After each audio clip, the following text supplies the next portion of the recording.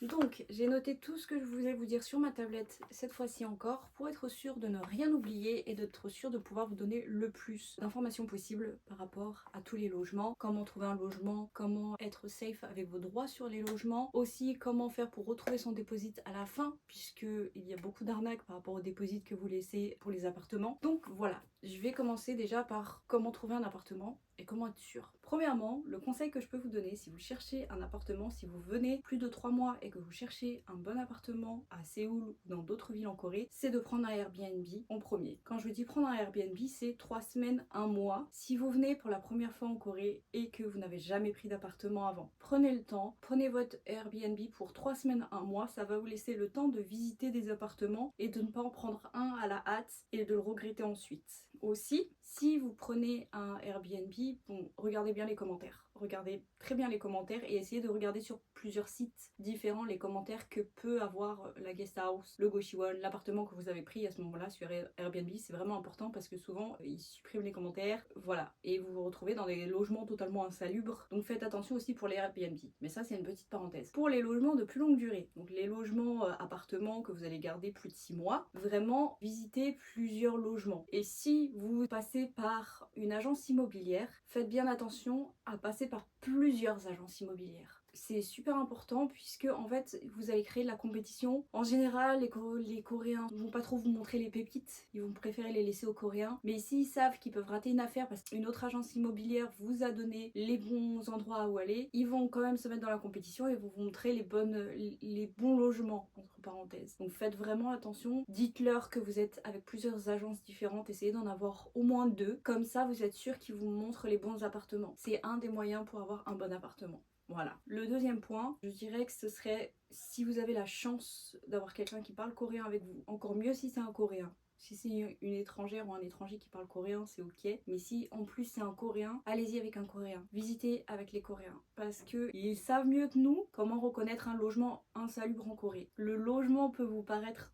totalement clean, mais en fait quand vous allez rester un peu dedans, vous allez vous rendre compte qu'en fait la moisissure a été cachée ou elle a été nettoyée mais elle réapparaît. Eux savent comment faire attention pour éviter, enfin en hein, c'est pas vraiment, mais pour éviter en tout cas le plus possible de vous retrouver dans un logement où vous êtes tout simplement avec de la moisissure, où il y a une fenêtre qui se ferme mal, où il n'y a pas d'eau chaude, il n'y a pas d'eau froide. Ils savent vraiment comment visiter leurs appartements pour éviter ce genre de choses. Et puis les propriétaires, tout ce qui est agence immobilière, tout ce qui est propriétaire, tout ce qui est agence immobilière, s'ils vous voient avec un coréen, ils vont avoir plus de mal à essayer de vous arnaquer, en tout cas avoir l'impression de pouvoir vous arnaquer puisqu'il y a un coréen avec vous. Et ça va leur donner aussi une certaine confiance en vous. Je sais que c'est super bizarre dit comme ça, que c'est un peu raciste, mais malheureusement c'est le cas. Ça va leur donner en tout cas une plus grande confiance en vous parce qu'ils se disent que vous êtes plus assimilé à la culture coréenne puisque vous connaissez des Coréens, tout ça. J'étais allée signer les papiers de ma one room il y a 2-3 ans avec mon copain parce que même si l'agence immobilière était en anglais, je voulais être sûre que tout se passe bien et vu que le propriétaire lui-même ne parlait pas anglais, j'avais besoin de quelqu'un qui parle bien coréen et qui puisse me traduire en anglais ce qui se passe vu que les gens de l'agence immobilière ne parlaient pas si bien anglais que ça. Donc c'était toujours bien d'avoir quelqu'un qui parle coréen, qui peut vous le traduire en anglais, qui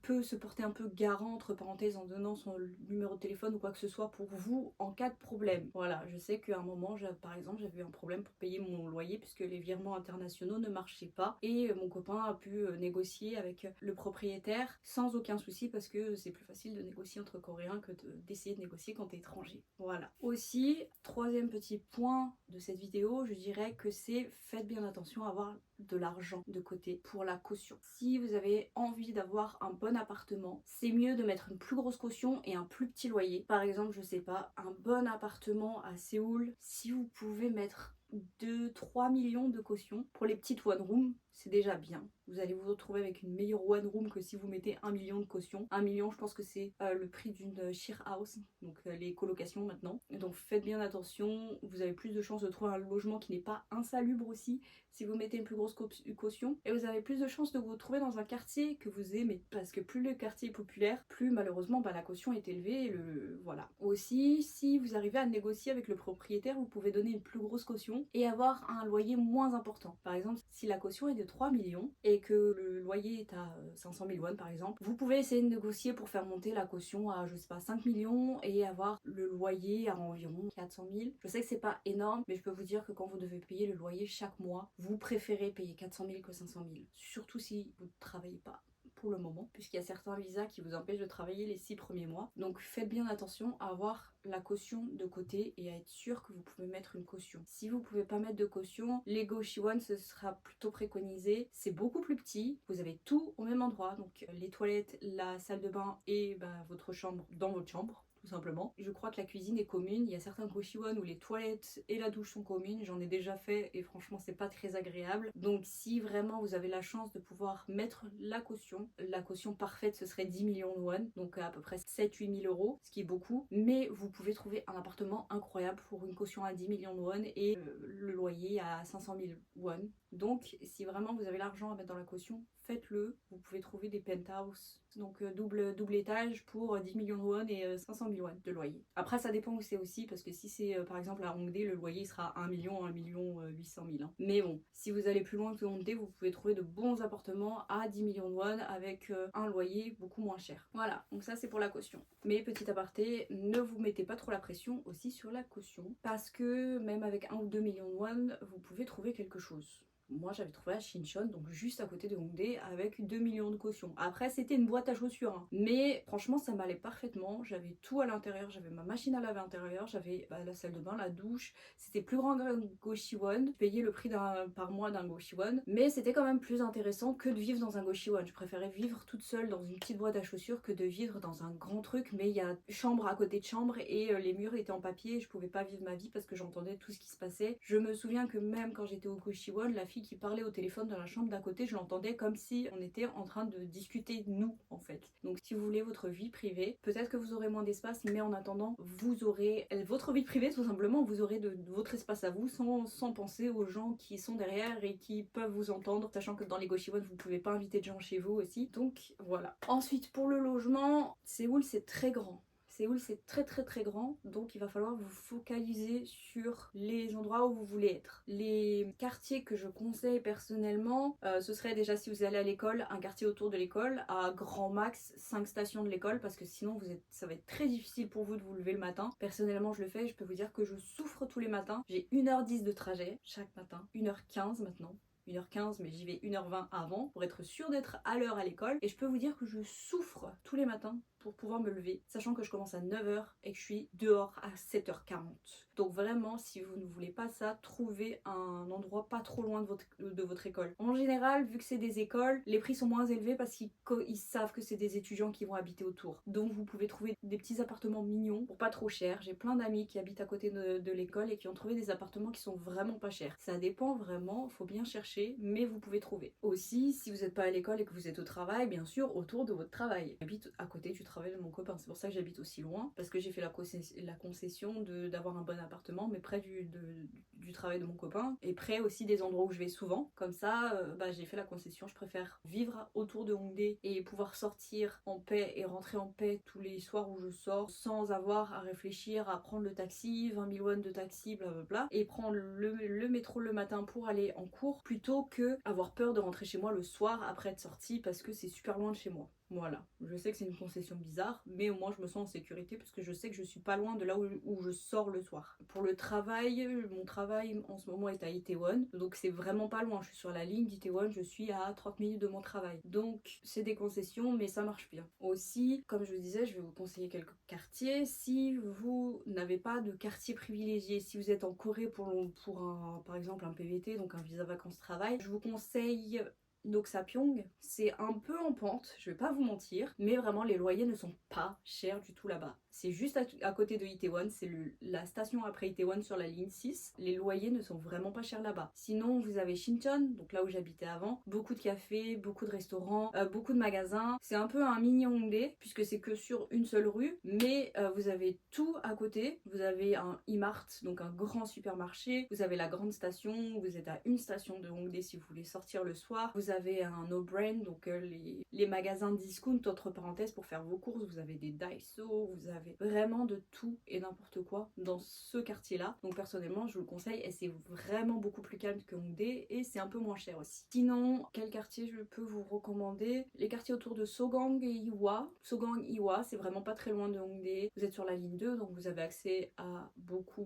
de stations. Sinon, il y a Shilim. Après, Shilim, j'aime pas trop, mais je sais qu'il y a beaucoup de gens qui habitent là-bas et qui aiment beaucoup. C'est pas cher du tout, mais c'est un peu loin. Je vais pas vous mentir, c'est un peu loin, Shilim. C'est je crois, à l'autre bout du cercle de la ligne 2, puisque la ligne 2 c'est un cercle. Donc Shilim c'est vraiment, je crois, limite à l'opposé. C'est un peu loin, mais c'est beaucoup moins cher que Hongdae. Et si vous avez rien à faire en haut de Séoul, c'est mieux d'aller à un endroit où vous êtes sûr d'avoir un bon loyer, un bon appartement, pas trop cher. Il y a beaucoup de choses à faire aussi à Shilim, il y a beaucoup de magasins, il y a beaucoup de restaurants, il y a énormément de choses à faire là-bas, donc vous n'aurez pas le souci de vous dire je vais sortir où, je m'ennuie ou quoi que ce soit. Je crois que c'est tout pour les quartiers que je recommande puisque je les connais pas trop. Ah, Yeongdongpo aussi. Je recommande Yeongdongpo, j'ai eu mon Airbnb là-bas. Il y a pas énormément de choses à faire, mais c'est vraiment pas loin de partout en fait. C'est vraiment pas loin de Gangnam, c'est vraiment pas loin de Hongdae, c'est vraiment pas loin de Itaewon. C'est un peu à l'intersection de tout, donc vous avez tout et vous êtes tranquille, vous vivez votre meilleure vie. Il y a de très bons restaurants là-bas. Il y a un très grand, deux ou trois grands bâtiments qui sont des malls entiers, donc vous vivez vraiment votre best life là-bas et c'est très calme. Mangwon aussi, où j'étais avant. Comment j'ai pu oublier Mangwon? Mangwon, c'est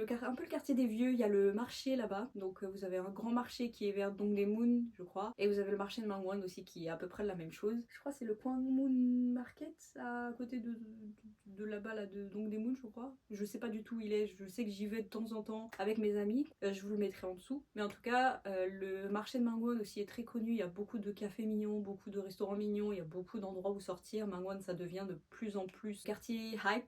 Après il y a Sangsu, mais Sangsu c'est très cher puisque ça devient un peu le nouveau Gangnam. C'est vraiment le quartier où tout le monde sort, tous les pop-up stores sont là-bas et compagnie, donc c'est très cher, c'est moins. Donc je vous conseille pas trop Sangsu. Je vous conseille plutôt Mangwon, voilà. Bref, ça c'est la liste des quartiers que je vous conseille. Ensuite, comment trouver le logement quand vous avez le quartier? Vous avez quelques choix différents. Vous avez des applications du type Tikbang. Je crois que si vous tapez Pudongsan, je vais vous mettre le mot en dessous, mais si vous tapez Pudongsan sur l'App Store ou sur Google Store, Google Play, je sais plus comment ça s'appelle sur Google, j'ai pas de Samsung, désolée, enfin j'ai pas d'Android, mais en tout cas sur l'App Store par exemple, si vous tapez Pudongsan, vous allez avoir une liste différente d'applications sur lesquelles vous allez pouvoir trouver vos appartements. Faites bien attention à bien visiter les appartements, à bien être sûr que le propriétaire, c'est bien le propriétaire, parce qu'il y a beaucoup d'arnaques au logement, des gens qui soit sous-louent l'appartement, soit utilisent l'appartement comme si c'était leur alors que pas du tout, et à la fin quand ils ont pris votre dépôt, ils disparaissent. Donc faites bien attention sur ce genre d'application, ça peut arriver aussi, ou de faux appartements en tout cas, ça peut arriver. Donc visitez bien l'appartement et vérifiez bien que les papiers soient au clair. Ça c'est sur les applications du type Tikbang. Ensuite vous avez des groupes Facebook, je pense que je vais mettre quelques liens dans la description, mais en tout cas vous avez plein de groupes Facebook comme Housing in Seoul, par exemple pour Séoul. Bon après moi je suis sur tous les groupes de Séoul parce que je cherchais des appartements à Séoul, mais en tout cas vous allez pouvoir trouver plein de gens qui soit remettent leurs appartements en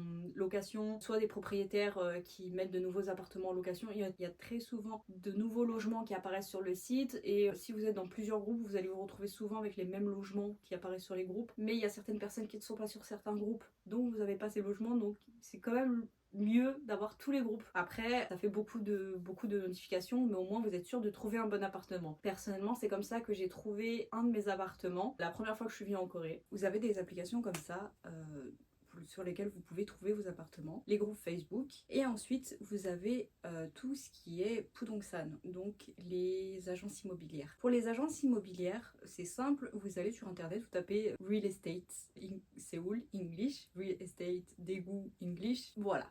En général, 90% des agences immobilières ne parlent pas anglais. Surtout, je pense que le nombre monte à 99% si vous sortez de Séoul. Mais vous allez toujours pouvoir trouver quelqu'un qui parle en anglais quelque part, ou alors vous pouvez utiliser Google Traduction. Et même si vous essayez de parler coréen avec eux, il se peut qu'ils vous répondent en anglais par message ou quoi que ce soit, parce que vous parlez coréen mais avec un accent ou quoi que ce soit. Ils vont essayer de vous parler en anglais pour que ce soit plus facile pour vous et pour eux. Mais en tout cas à Séoul, puisque c'est mon expérience, à Séoul vous pouvez trouver des agences immobilières. Par exemple, je crois qu'il y en a une qui s'appelle Eden Pudongsan à Itaewon, dans lesquelles vous pouvez trouver des gens qui parlent en anglais. À Itaewon, c'est beaucoup plus simple de trouver des gens qui parlent anglais puisqu'il y a beaucoup d'étrangers là-bas. Mais sinon, je sais que par exemple à Shincheon, quand j'avais cherché mon appartement là-bas et que j'avais trouvé mon appartement là-bas, c'était avec un agent immobilier qui parlait anglais. En tout cas, il parlait le minimum anglais pour qu'on puisse se comprendre. Donc il n'y avait pas trop de soucis là-dessus. Vous pouvez trouver des gens qui parlent anglais partout. Sinon, comme je vous ai dit, vous pouvez y aller avec un ami ou une amie coréenne, une amie étrangère ou un ami étranger qui parle coréen. Dans tous les cas, vous trouverez toujours une solution. Vous pouvez vous faire traduire, ou vous pouvez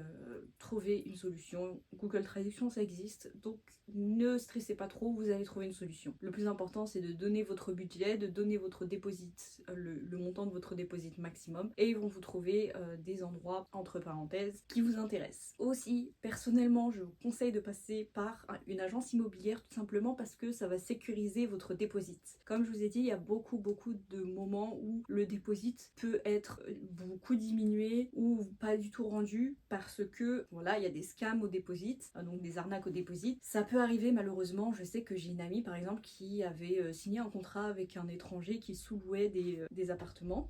Enfin, plusieurs amis d'ailleurs qui ont loué chez la même personne puisqu'elles étaient dans une colocation tout ensemble et la personne ne leur a pas rendu le déposit ou alors leur a rendu mais que toute petite partie du déposit. J'ai une amie qui a payé 10 millions de déposit et a rendu je crois moins de 5 millions parce qu'il lui a dit qu'il fallait qu'il y avait des dépenses par rapport à ça, il y avait des dépenses par rapport à ça, il y avait ça qui avait été cassé, il y avait ça qui avait été cassé. Donc à la fin il lui a rendu beaucoup moins que ce qu'elle lui avait donné. Pour les agences immobilières, ils vont vous prendre une petite partie. Je sais que par exemple sur les 2 millions que j'avais donné pour mon déposit, que j'ai repris à la fin, ils avaient pris 100 000 won par exemple. Il y a aussi une petite partie à donner quand le contrat est conclu, mais en tout cas mon déposit ils me l'ont redonné en très grande partie. Il y avait 100 000 won parce qu'il fallait finir de nettoyer quand je suis partie pour être sûr que pour le prochain locataire il n'y aurait pas de souci au niveau du ménage ou quoi que ce soit, vu que le proprio a refait faire le ménage derrière. Voilà, j'ai payé 100 000 won de plus et c'est tout. Voilà, c'est pour ça que je vous conseille plutôt de passer par une agence immobilière pour être sûr que votre déposit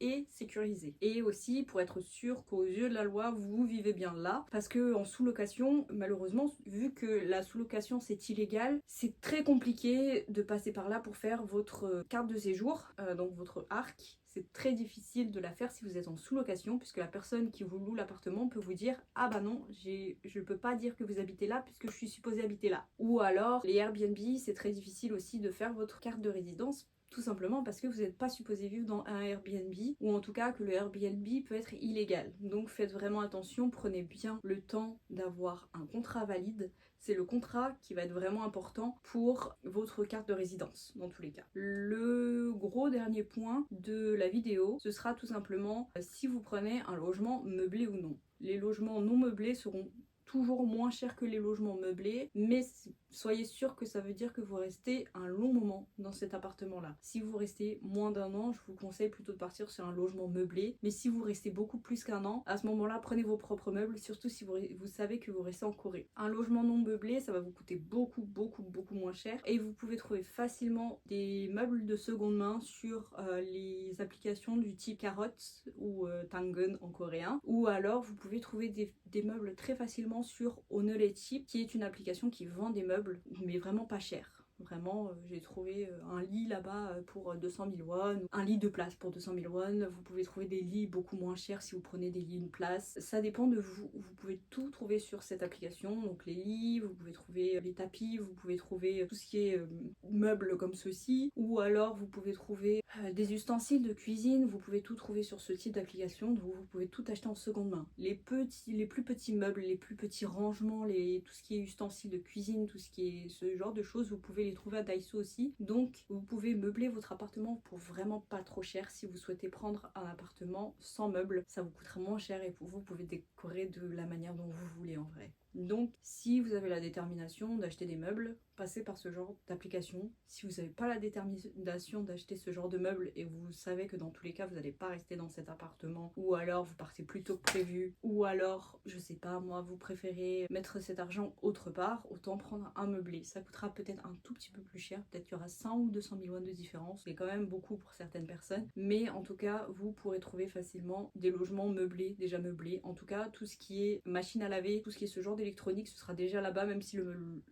l'appartement n'est pas meublé. Il y a quand même des choses minimum comme la climatisation, ça c'est super important aussi. Vérifiez bien qu'il y a une climatisation là où vous prenez un appartement, parce que l'été je peux vous dire qu'il fait vraiment très chaud, et si vous n'avez pas de climatisation, un ventilateur ça vous suffira pas. Donc vérifiez bien aussi ça, petit point. Mais en tout cas, meublé ou non meublé, ce sera votre choix. Si vous voulez meubler vous-même l'appartement, allez-y, ça vous coûtera moins cher en location et en déposit, mais il faudra quand même mettre l'argent dans les meubles. Si vous voyez pas tout meubler, allez chercher les meubles à l'autre bout de Séoul. Si vous n'avez pas les moyens de faire ce genre de choses, allez plutôt vers un meublé, surtout pour du court terme. Si vous restez qu'un an, ça sert à rien de meubler l'appartement. Prenez un truc qui est déjà meublé, ça vous sauvera la vie. Il faudra juste acheter tout ce qui est ustensiles de cuisine, assiettes, petits rangements, tout ça, mais en tout cas les gros meubles seront déjà là. Voilà. Ce sera tout pour la vidéo d'aujourd'hui. La vidéo est plutôt courte par rapport aux vidéos que je fais d'habitude, mais c'est vrai que j'ai pas énormément de temps malheureusement en ce moment. J'ai essayé quand même de vous sortir une vidéo qui peut vous intéresser, puisqu'on m'a posé beaucoup de questions sur ce type de contenu. En tout cas en privé on m'a beaucoup posé de questions par rapport au logement et tout ça, donc je voulais quand même y répondre de façon publique pour pouvoir vous donner le plus d'informations possible. Si vous avez une chose à retenir de cette vidéo, c'est visitez bien, faites bien attention à cibler les quartiers dans lesquels vous voulez aller, et faites bien attention à sécuriser votre déposit. Vraiment c'est le plus important. Et faites attention aux scams aussi, mais ça malheureusement ça peut arriver à tout le monde, même à un Coréen, donc malheureusement on peut rien y faire. Si vous sécurisez votre déposit en passant par une agence immobilière, vous avez moins de chances de vous faire scammer que en passant tout simplement de particulier à particulier. Voilà, c'est tout pour aujourd'hui. J'espère que la vidéo vous aura plu, j'espère qu'elle vous a donné quelques indications. Si vous avez d'autres questions, n'hésitez pas à les laisser en commentaire, puisque comme je vous le dis à chaque vidéo, je lis chaque commentaire et je réponds à chaque commentaire. Si jamais vous avez des questions plus profondes, vous avez mon Instagram dans la bio de la chaîne, n'hésitez pas à m'envoyer un message, ce sera aussi dans la bio de cette vidéo. Comme ça, si jamais vous avez des questions qui sont en dehors de ce à quoi je réponds en vidéo, ça me fera plaisir d'y répondre, j'y répondrai quoi qu'il arrive. Et voilà. Je vous fais de gros bisous et à la semaine prochaine peut-être. Si j'ai le temps de tourner une vidéo, ce sera avec grand plaisir. Si je n'ai pas le temps, malheureusement, excusez-moi, mais vraiment je suis en pleine période de révision et d'écriture pour mes examens de mi-semestre. En plus il faut que j'aille au travail, donc j'ai plus autant de temps qu'avant, mais j'essaierai de faire mon maximum pour au moins vous sortir un vlog. Voilà, je vous fais de gros bisous et à dans la prochaine vidéo. Bye bye.